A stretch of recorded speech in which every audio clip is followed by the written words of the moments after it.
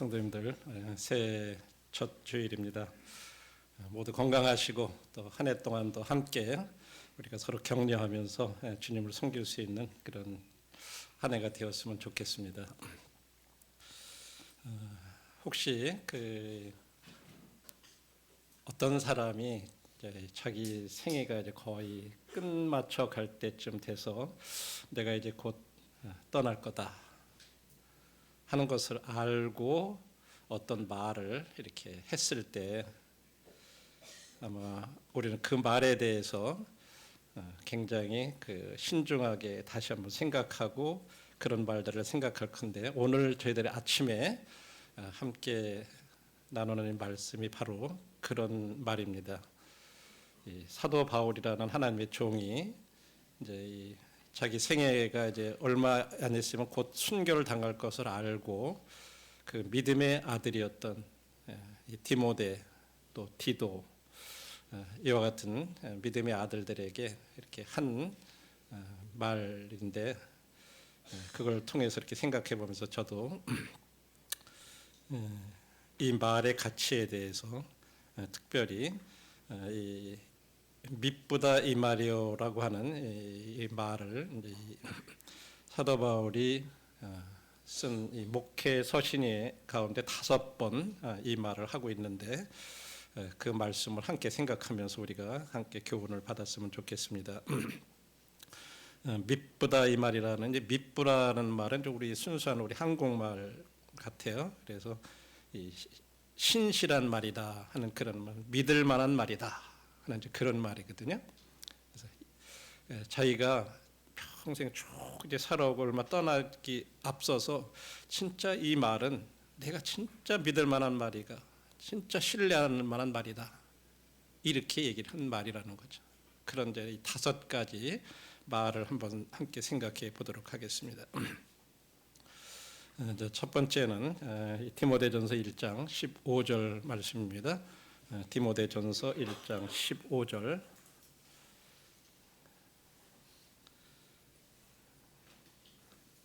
밉보다 모든 사람이 받을 만한 이 말이요, 그리스도 예수께서 죄인을 구원하시려고 세상에 임하셨다 하였도다. 죄인 중에 내가 괴순이라. 이게 이제 첫 번째, 밉보다 이 말이요, 신실한 말이다 하는 그런 말입니다.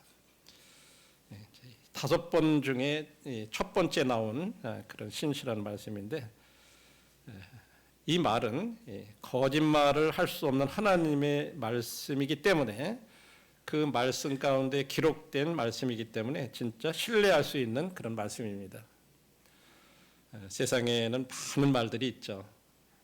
그러나 그것은 여러 사람에 따라서 또 이 문화에 따라서 이게 진짜 믿을 만한 말이 될 수도 있고 그렇지 않은 말들도 있고, 이 세상에 그런 말이 굉장히 많아요. 그런데 우리들이 지금 살펴보는 이 말씀은 하나님이 거짓말할 수 없는 그 하나님이 하신 말씀이기 때문에 우리들이 신뢰할 수 있는 그런 말씀이라고 하는 거예요. 또한 그렇기 때문에 우리들이 절대적인 신뢰를 가지고 믿을 수 있는 그런 신실한 말씀이라고 하는 것입니다. 그리고 사도 바울은 이 말에 대해서 모든 사람이 받을 만한 그런 말이다 이렇게 얘기를 했습니다. 왜 모든 사람이 받을 만한 말이라고 얘기했나? 이 말씀은 모든 사람에게 적용이 되고, 또 하나님께서 모든 사람을 위해서 행하신 일을 말하고 있기 때문에, 그리고 모든 사람에게 구원의 선물을 제공하고 있기 때문에 이 모든 사람이 받을 만한 말이라고 하는 말입니다. 어떤 말이 첫 번째 믿을 만한 신실한 말이라고 그렇게 얘기했나요? 그리스도 예수께서 죄인을 구원하시려고 세상에 임하셨다 하는 이 말이에요. 이것은 모든 사람에게 해당되는 말이라고 하는 거죠. 혹시 여러분들 중에 나 같은 사람은 좀 아닌 것 같다, 나는 거기에 해당되지 않는 것이다, 그렇게 생각할 수 있는 분이 계시다면 다시 생각해 보세요. 아, 이 말은 나에게도 해야 되는 말이구나. 나를 위해서도 예수님께서 나를 구원하시려고 이 세상에 오신 거구나. 이 말이라는 거죠. 나는 예외가 아니에요. 나는 예외가 아니에요. 우리 모든 사람들이 받을 만한 그런 말이라고 얘기하고 있습니다. 그래서 사도 바울은 자기 생애를 평생 이렇게 살아오면서 자기가 이제 생애를 얼마 마치기 남지 않은 그런 걸 듣고도 예수님께서 나 같은 죄인을 구하기 위해서 이 세상에 임하셨구나. 하나님께서 나 같은 사람을 구원하시기 위해서 자기 아들을 이 세상에 보내셨구나. 그것을 생각하면서 그 가치를 깊이 다시 한번 생각하면서 진짜 이건 참 놀라운 말이구나. 이런 것을 지금 첫 번째로 얘기를 하고 있는 것입니다. 그러면서 말하기를 죄인 중에 내가 괴수다. 이렇게. 이 표현은 정확하게 보면 내가 죄인 중에 괴수였다. 저는 죄인 중에 괴수였습니다. 라고 그렇게 얘기한 게 아니라 지금 내가 죄인 중에 괴수니라라고 현재형을 써서 얘기를 하고 있어요. 사도 바울이 이 말을 하기 전에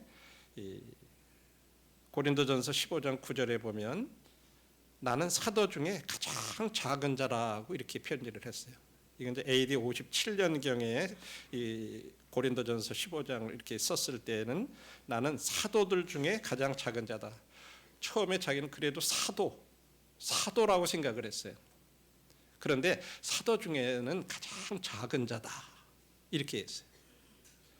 그런데 그로부터 한 3년 후에 쓴 에베소서에서는 에베소서 3장 8절에서는 모든 성도 중에 지극히 작은 자보다 더 작은 자다. 이렇게 얘기를 했어요. 그러니까 사도에서 밑으로 내려왔죠. 성도로. 성도 중에도 가장 또 작은 자 중에 가장 작은. 그리고 지금 이 디모데전서 1장은요. 그때부터도 또한 4년 이후에 쓴 거예요.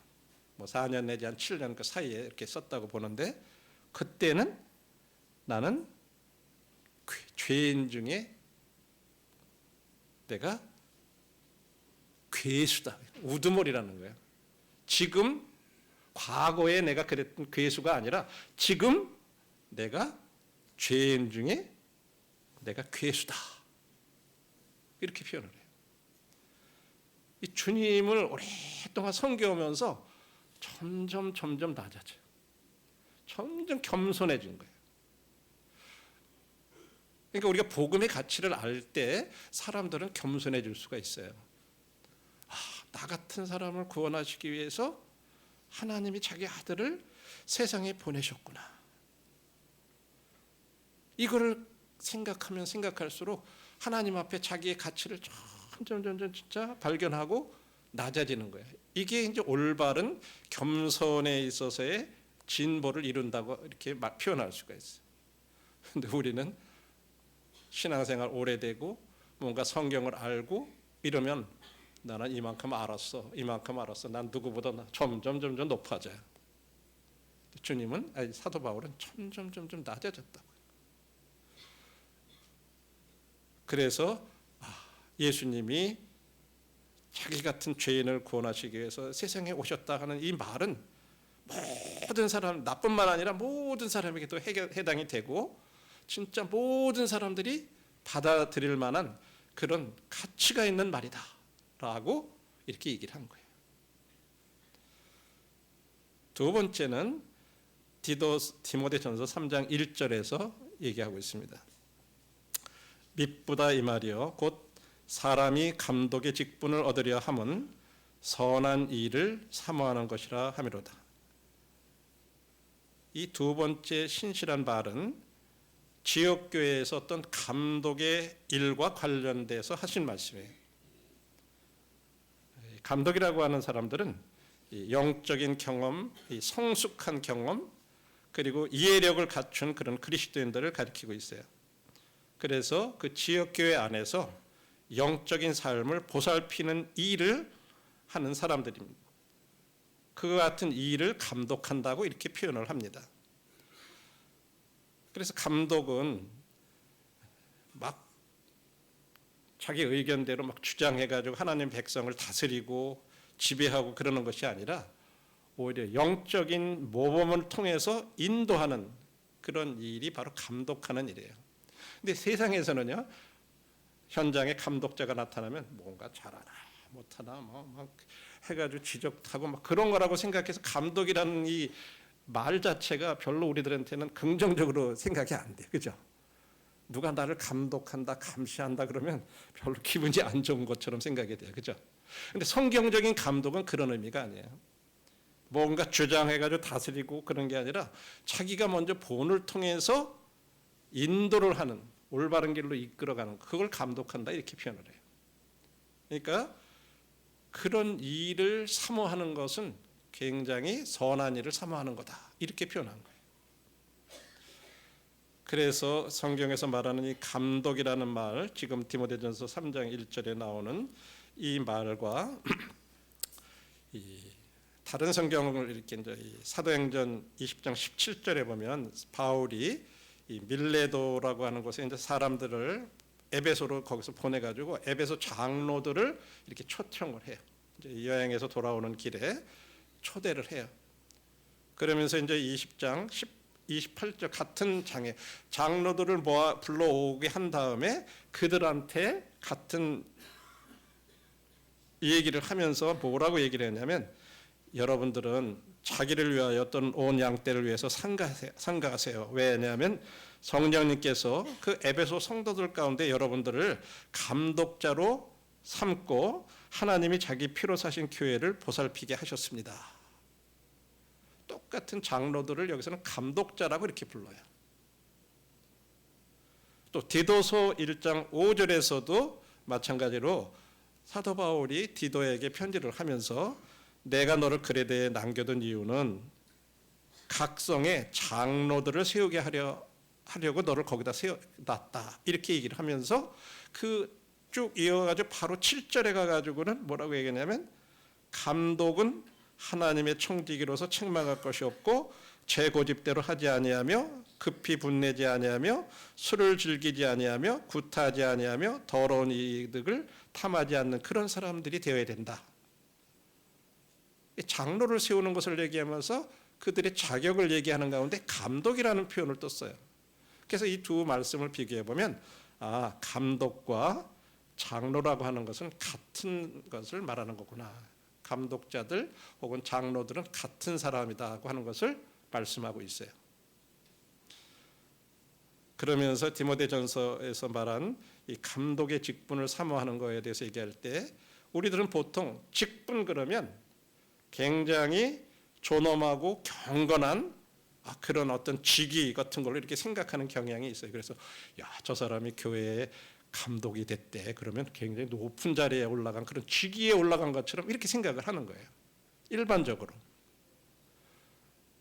그리고 교회에서 그런 뭐 권사, 감독, 장로 뭐 이런 것들을 하면요, 막 그 직위에 올라가기 위해서 막 굉장히 많은 로비를 한다 그러죠. 많은 돈도 이렇게 내야 되고 사람들한테 그 투표를 해가지고 이렇게 얻어야 되고 막 그래요.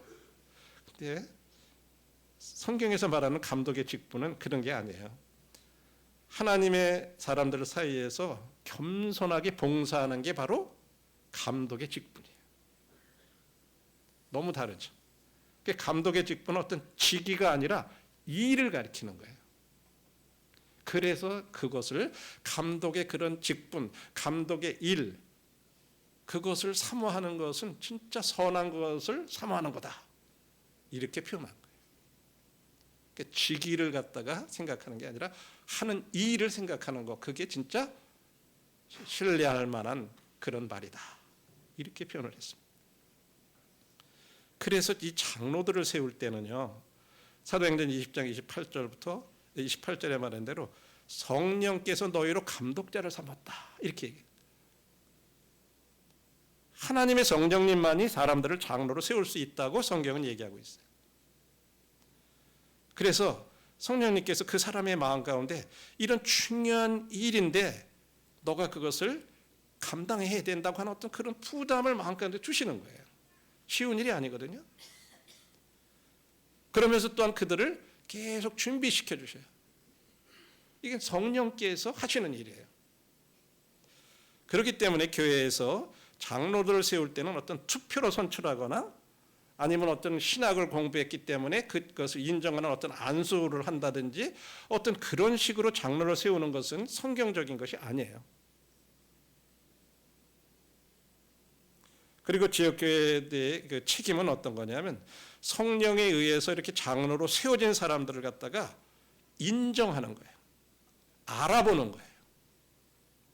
왜냐하면 성도님들에게도 동일한 성경이 주어져 가지고 장로들은 어떠한 자질을 갖춘 사람들이어야 된다고 하는 것이 기준이 제시되어 있어요. 그러니까 성도님들도 그걸 보시면서 그 사람들을 갖다가 보는 거예요. 그들의 삶과 어떤 것들을 쭉 보면서 아, 저렇게 세우셨구나 하는 것을 알아보게 되는 거예요. 이것이 이제 성도들이 해야 될 일이에요.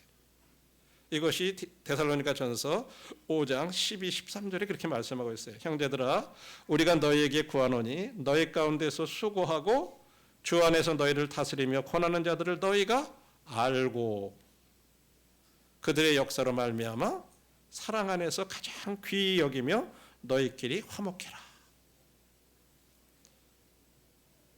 이 사도 바울이 데살로니가 성도들에게 그들 가운데 있는 데살로니가 성도들 가운데에서 다스리며 권하는 자들을 알아보라 그렇게 공부할 때 그 말은 무슨 말이냐면 그들의 영적인 안내를 존중하고 순종해라. 이게 바로 알아보는 거예요.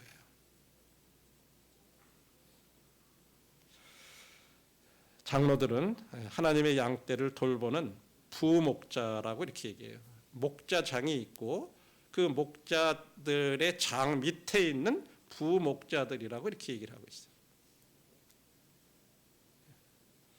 그러니까 장로들의 책임은 가르치고 다스리고 경고하는 그런 일을 하는 거예요. 이게 장로들의 일은 그렇게 쉬운 일은 아니에요.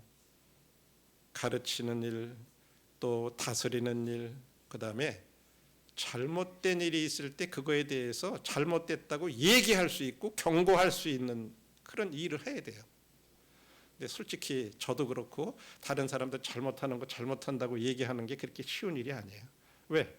그렇게 얘기하면 싫어하거든요. 사람은 나부터도 나한테 뭔가 잘못된 거 얘기하는 사람 그렇게 좋아하지 않아요.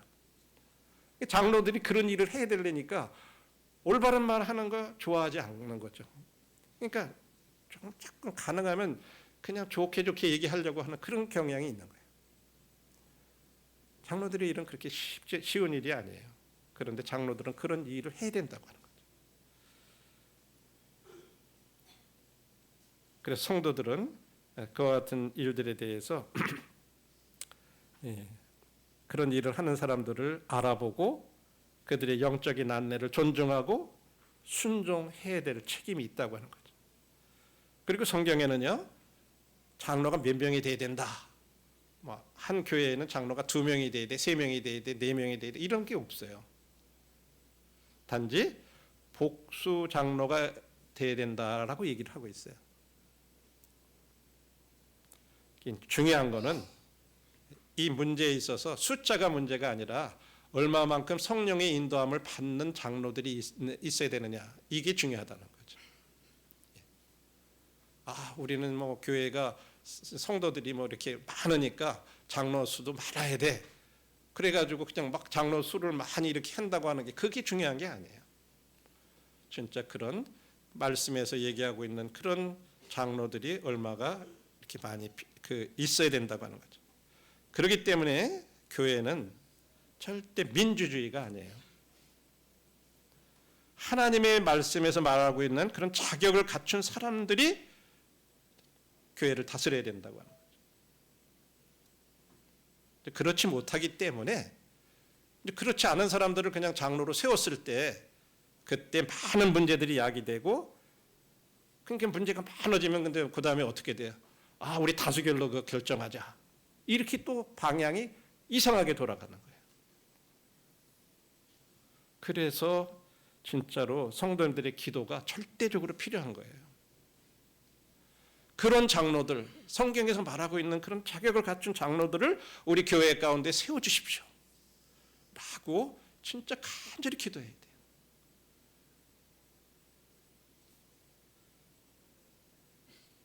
다시 한번 이 성도님들의 책임은, 장로들은 주님의 대표자로 섬기는 거예요. 여러분, 우리 미국에 가 있는 우리 한국의 대사는요, 한국을 대표해서 지금 가서 일하는 거예요. 그죠?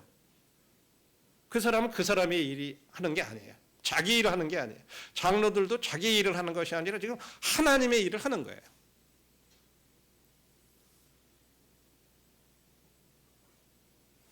그런 의미로서 성도들로부터 존경과 사랑을 받아야만 된다고 하는 거예요. 자기 일을 하게 되면 존경받을 수가 없어요. 미국의 대사로 가가지고 막 자기 일 하러 다니고, 뭐 국가의 나라의 한국에 관계없이 그냥 뭐 자기 혼자서 막 자기 일 다니고 놀러 다니고 그래봐요. 그럼 어떻게 돼요? 소환당해요. 돌아와라. 네, 그렇죠?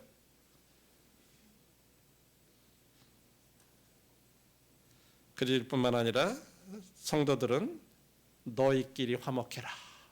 데살로니가서 5장에 보면 그래요. 왜 갑자기 장로들을 존경하고 사랑해야 된다고 얘기하면서 왜 거기다가 너희끼리 화목해라 이런 얘기를 갑자기 거기다 넣었을까요? 그게 우연한 게 아니죠. 우리 전 세계 그리스도인들의 가장 큰 문제는 서로 잘 지내는 문제래요. 무슨 의미인지 아시겠어요? 어디를 가도 그리스도인들이 서로 사이좋게 잘 지내야 되는데 그렇지 못하다고 하는 거예요. 그래서 성도들끼리 화목하라고 이렇게 얘기해요. 너희끼리 화목해라.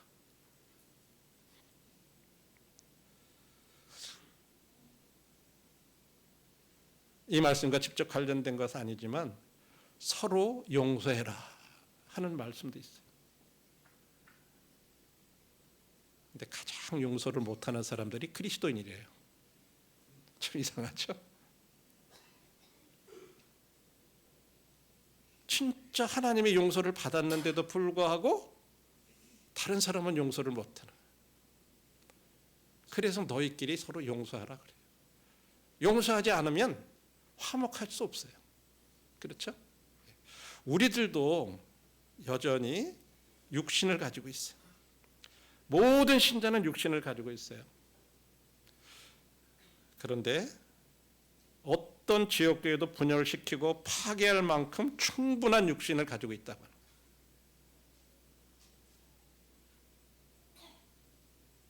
굉장히 우리들 자신에 대해서 깊이 생각해 봐야 되죠.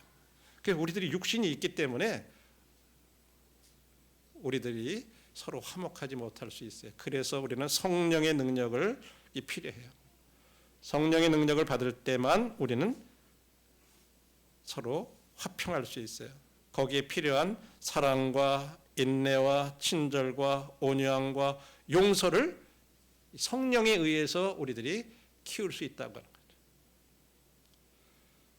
이것은 이제 우리들이 책임이에요. 우리가 성령님의 인도하심을 받고 성령님의 통제에 우리들 자신을 갖다가 굴복하고 그래야 되는데 육신은 싫어하거든요. 육신과 성령은 계속 끊임없이 싸워요. 그것이 갈라디아서 5장에서 말씀하고 있는 거죠. 계속 둘이 다퉈요. 내가 누구에게 말을 들을 거냐에 따라서 우리의 삶이 성령의 인도를 받기도 하고 육신을 따라 살기도 하고 이건 평생 우리들이 가는 거죠. 뿐만 아니라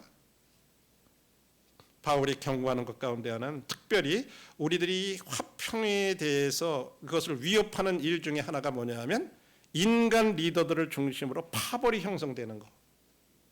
이거를 얘기해 주고 있어요. 인간 리더들을 중심으로 파벌이 형성되면 안 돼요. 고린도 교회가 그랬어요. 나는 바울에게, 나는 아볼로에게, 나는 누구에게, 그리스도에게, 나는 아무에게도 속하지 않았어 하면서 사람들을 따라서 이렇게 파벌이 형성됐다고. 그것이 우리들의 이 화목하게 하는 것을 파괴하는 아주 특별한 위협이라는 거죠. 그래서 성도들 사이에 파벌이 형성되지 않도록 특별한 기도가 필요합니다. 우리들 이런 부분들을 깊이 생각을 해야 합니다.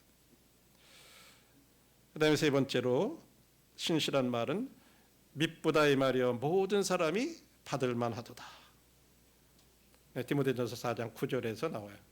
근데 그 말 속에 아무 내용이 없어. 그냥 4장 9절만 딱 보면 mit보다 이 말이여, 신실한 말이다, 모든 사람이 받을 만한 말이다. 그리고 그 장에 아무 내용이 없어요.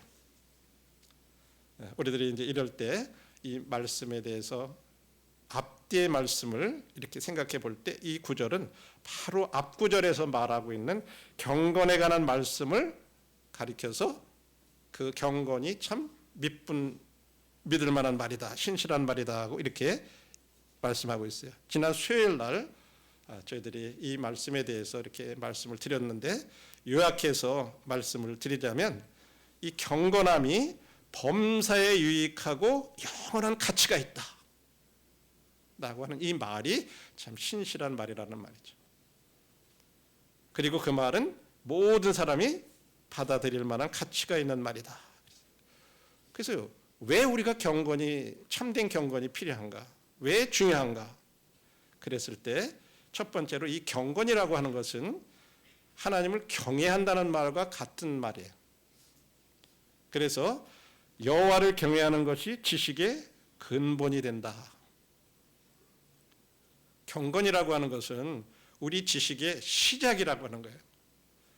다시 말해서 우리들이 어떤 것을 예를 들어서 배울 때 하나님을 경외하는 마음이 없이 지식만 가득하면요, 그 사람은 굉장히 교만해진다는 거예요. 그런데 진짜 하나님을 경외하는 마음으로 어떤 것을 배우면 그 사람은 굉장히 겸손해질 수 있어요. 그렇지 않으면 굉장히 교만해져서 오히려 그 지식이 사람들을 갖다 해롭게 만들어요. 요즘 우리 정치 이런 것들 보세요. 법을 아는 사람들이 법꾸라지라는 말이 나오잖아요. 법을 잘 아니까 이렇게 다 피해가가지고 다른 사람들을 막 해하면서도 자기네들은 살살 이렇게 빠져나가요.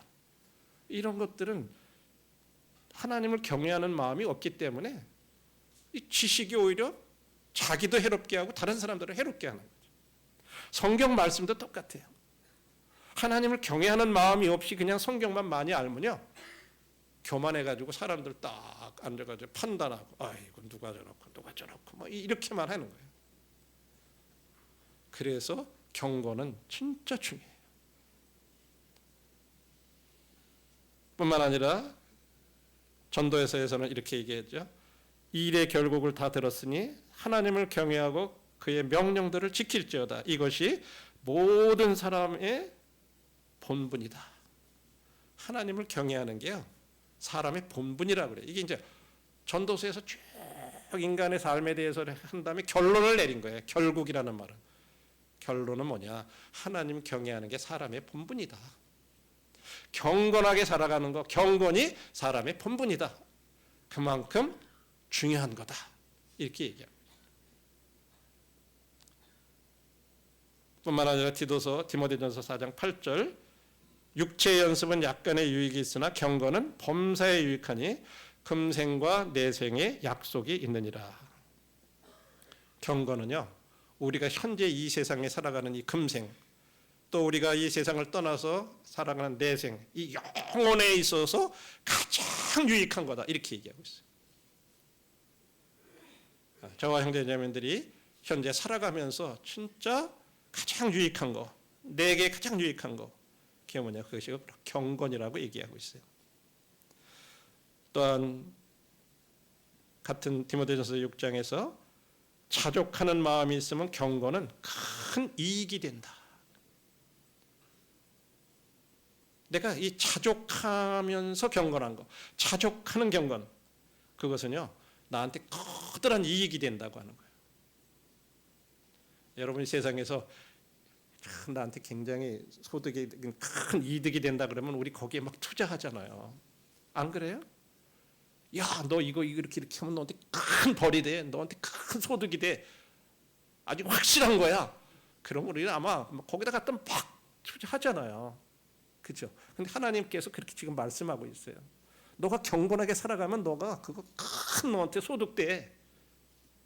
그렇게 말씀하신 거예요. 경건이 이렇게 중요해요.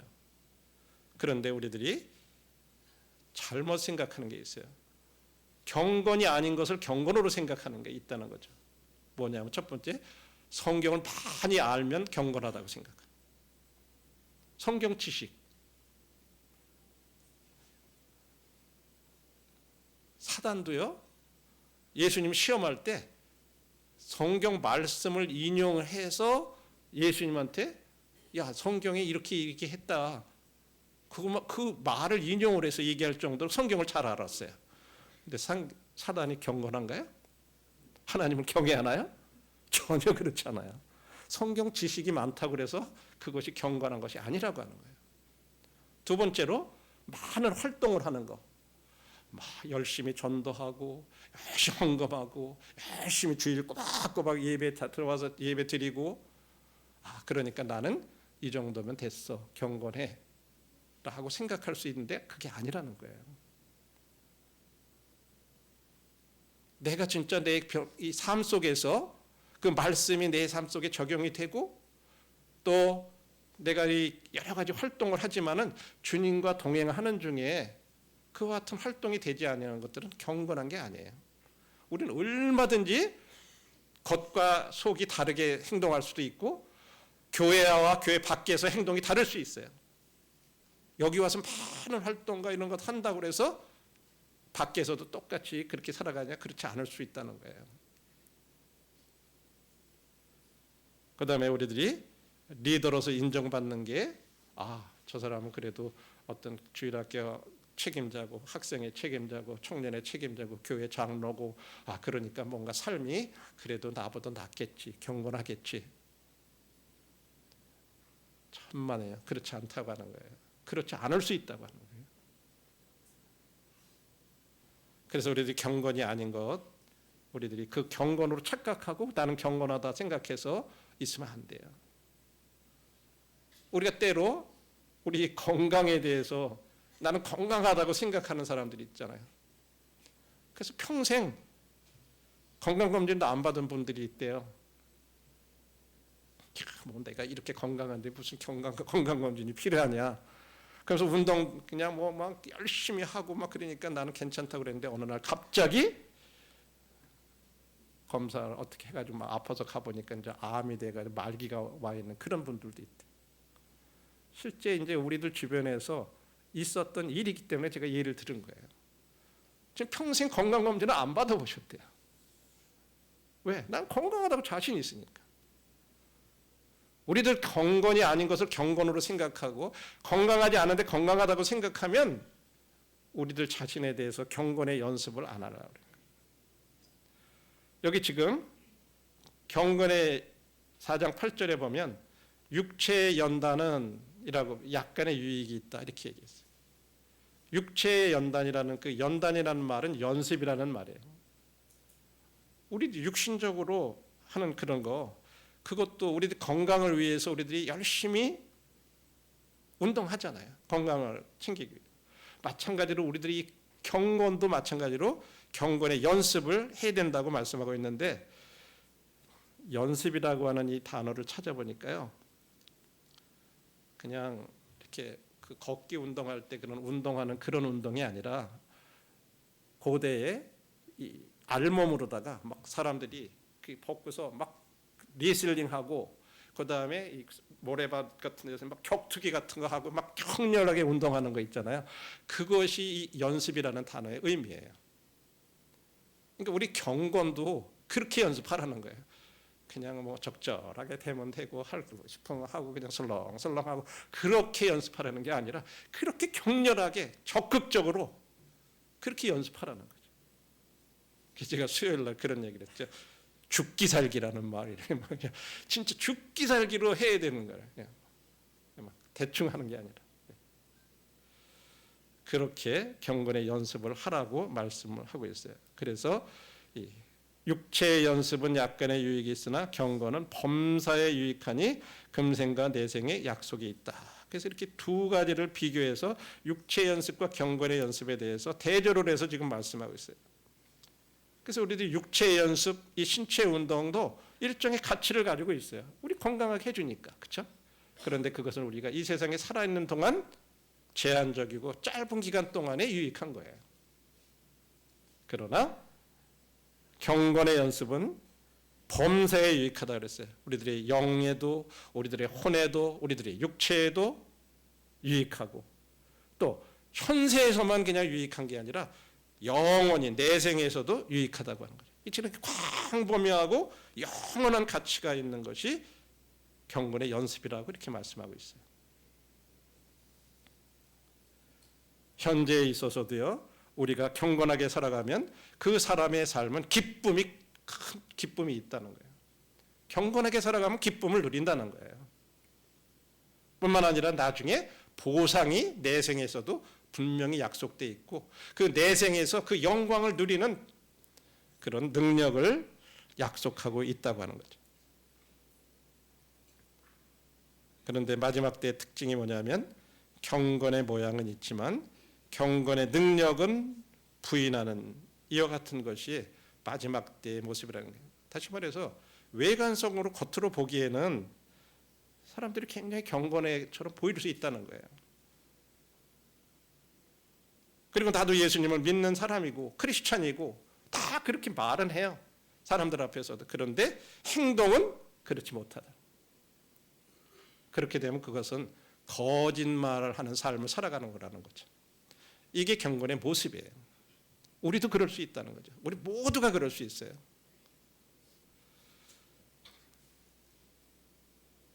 그렇다면 경건하게 살아갈 수 있는 그런 경건의 삶은 진짜 우리에게 가능한가? 승리하는 삶이 가능한가? 우리 그런 마음 가운데 왜? 너무 실패를 자주 하니까 그게 불가능한 것처럼 생각해요. 그런데 성경은 분명히 뭐라고 얘기하냐면 베드로후서 1장 3절에 그의 신기한 능력으로 생명과 경건에 속한 모든 것을 우리에게 주셨다고 말씀하고 있어요. 하나님의 능력으로 처음에 우리가 구원을 우리를 해주셨듯이, 그래서 생명을 주셨듯이 그분의 능력으로 우리가 구원받은 그 순간부터 우리에게 경건한 삶을 살 수 있는 힘을 주셨다고 하는 거예요. 우리는 그것을 믿고 의지하고 우리 안에 성령님을 주셔서 우리들이 그렇게 살아갈 수 있도록 하셨다고 하는 것을 믿고 살아가는 거예요. 그래서 경건한 삶이 가능한 거예요. 자, 그래서 세 번째 신실한 말은 이 경건한 삶은 이처럼 금생과 내생에도 유익한 거다. 가장 큰 유익한 거다. 라고는 이 말이 참 신실한 말이다. 이렇게 얘기를 합니다. 그 다음에 네 번째 신실한 말은 디모데후서 2장 11절로부터 13절에 이렇게 말씀하고 있습니다. 미쁘다 이 말이여 우리가 주와 함께 죽었으면 또한 함께 살 것이요 참으면 또한 함께 왕노릇할 것이요 우리가 주를 부인하면 주도 우리를 부인하실 것이라. 우리는 미쁨이 없을지라도 주는 항상 미쁘시니 자기를 부인하실 수 없으리라. 첫 번째는요, 우리가 그리스도와 함께 죽었으면 또한 그분과 함께 살 것이다 라는 이 말. 두 번째는 우리가 함께 죽었으면 그리스도와 함께 왕노릇할 것이다 라는 말씀이에요. 이것은 모든 그리스도인들에게, 신자들에게 해당되는 말입니다. 우리가 이 믿는 사람은요, 영적인 의미에서 주님을 신뢰하고 믿는 그 순간 주님과 함께 죽은 거예요. 그리고 함께 장사 지낸 바 되고 그분과 함께 다시 살아났다고 하는 거예요. 왜냐하면 주님께서 우리의 대표자고 대리자로 죽으셨기 때문에. 저와 형제자매들 실제적으로 십자가에서 우리가 달려서 죽지 않았잖아요. 그런데 대표로 죽으셨다는 말을 이해를 하셔야 돼요. 그분이 죽으셨어요. 대표로. 주님께. 대표자라는 일을 아까 대사를 예를 들었어요. 미국에 가서 한국을 대표하면요, 그 사람이 그냥 개인이 아니에요. 그 사람이 하는 모든 것이 한국을 다 대표하는 거예요. 한국에 있는 사람들, 그죠? 그 사람이 사인했으면 이쪽에 있는 사람들에게 다 그 사인의 효과가 있는 거예요. 주님이 하신 일이 우리가 하신 일을 우리가 한 일로 여겨준다는 말이에요. 우리는 우리 죄 때문에 우리가 죽어야 했지만 그리스도께서 우리를 대신해서 죽으신 거예요. 이게 대표자라는 그런 의미. 그래서 하나님께서 우리가 주님과 함께 죽었다고 여겨주시는 거예요. 죄에 대해서 죽었다는. 죄에 대해서 죽었다는 말은요, 우리가 죄도 생각도 안 나고 죄에 대해서 죄도 짓지 않고 그랬다는 의미가 아니에요. 죄로 말미암아 우리가 받아야 될 그 형벌, 그런 거 다 처리하셨다, 그런 표현이에요. 우리는 그래서 더 이상 죄에 대해서 죄의 형벌을 우리가 받지 않는다고 하는 것을 말씀하시는 거죠. 그럼 나중에 주님과 함께 산다는 말은 하늘에서 주님과 함께 우리가 살 것이라고 하는 거예요. 지금은 그 당시에 막 핍박과 이런 것 때문에 이 사도 바울도 이제 순교를 앞두고 있는 그 믿음 때문에, 그래서 지금 디모데한테 그를 격려하기 위해서 이 편지를 쓰면서, 야, 우리가 주님과 함께 죽었으면 주님과 함께 다시 살 거야, 왕노릇 할 거야. 그러니까 그런 거 핍박 두려워하지 말고 계속 주님 섬겨라고 지금 격려하는 말이에요. 13절에서는 참으면 또한 함께 왕노릇 할 거다. 나중에 믿는 사람들은요, 주님과 함께 이 세상에 와가지고 천년왕국에서 통치를 해요. 그때 함께 왕노릇 한다고 이렇게 말씀하고 있어요. 그래서 11절부터 13절에서 가르치는 본질적인 진리는, 우리들이 주님에 대해서 신뢰하고 이렇게 신실하면 거기에서 긍정적인 결과, 다시 말해서 뭐예요? 주님과 함께 살 거예요. 또 이 땅에서 주님과 함께 다스릴 거예요. 그런 긍정적인 결과를 가져오지만 불신과 불신앙은요, 부정적인 결과, 그런 것을 우리들이 누리지 못한다고 하는 거예요.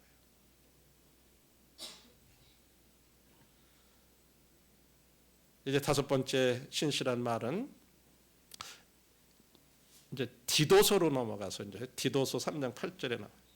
이 말이 mit보도다. 원하건대 너는 이 여러 것에 대해서 굳세게 말하라. 이는 하나님을 믿는 자들로 하여금 조심하여 선한 일을 힘쓰게 하려 함이라. 선한 일에 힘쓰는 거, 이게 mit분 말이라고 이렇게 얘기했어요. 하나님을 믿는 자들이 조심해서 선한 일을 힘쓰는 거. 이 표현은 무슨 표현일까요? 이 그레데 사람들, 특별히 그 그레데 섬, 이 사도 바울이 편지를 쓴 이 디도에게 편지를 쓴 그레데 사람들은요, 굉장히 거짓말을 많이 하고 아주 그 사회 자체가 굉장히 부패한 그런 사회였어요. 사업과 이런 것을 하는데 막 사람들을 속이고 막 이렇게 해가지고 그런 식으로 사업을 하고 일을 그렇게 해갔어요. 그러니까 거기에 대해서 지금 이게 쓰면서 얘기하는 거예요. 하나님을 믿는 사람들은 그렇게 살아가서는 안 된다.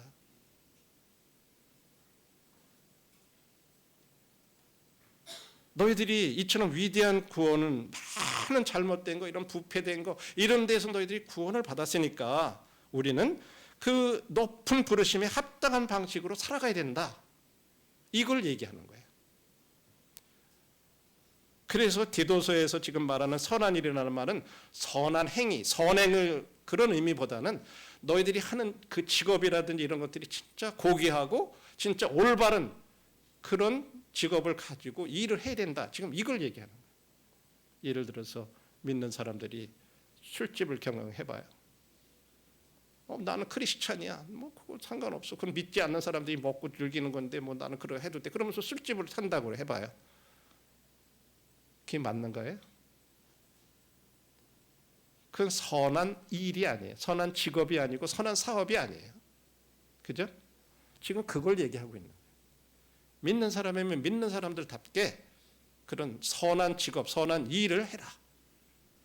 그래서 우리들이 직장이라든지 사업이라든지 무엇을 선택할 때도 그런 부분을 굉장히 조심해야 돼요. 네.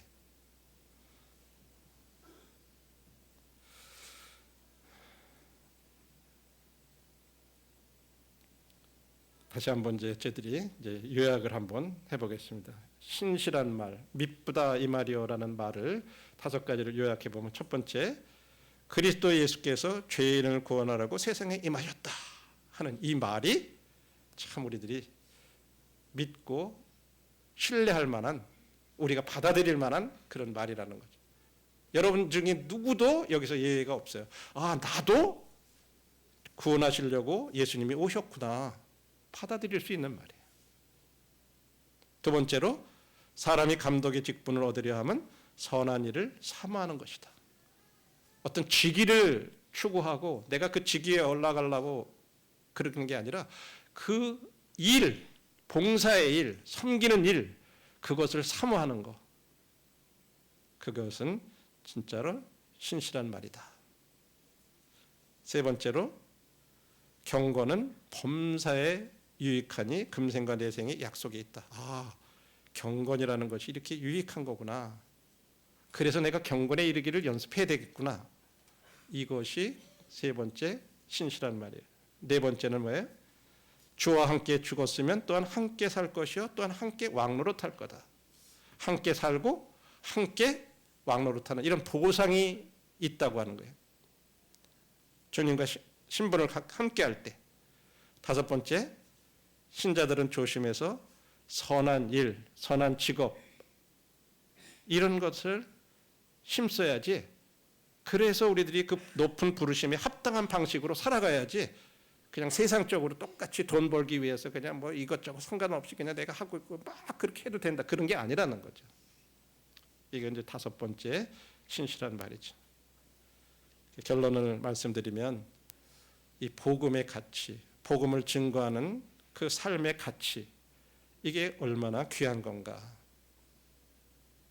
두 번째로, 리더로서 섬기는 삶.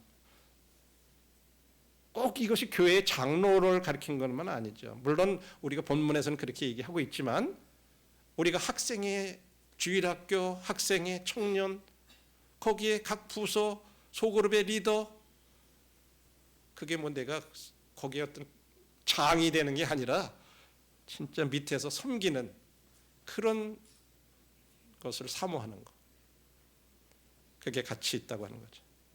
그 다음에 경건한 삶.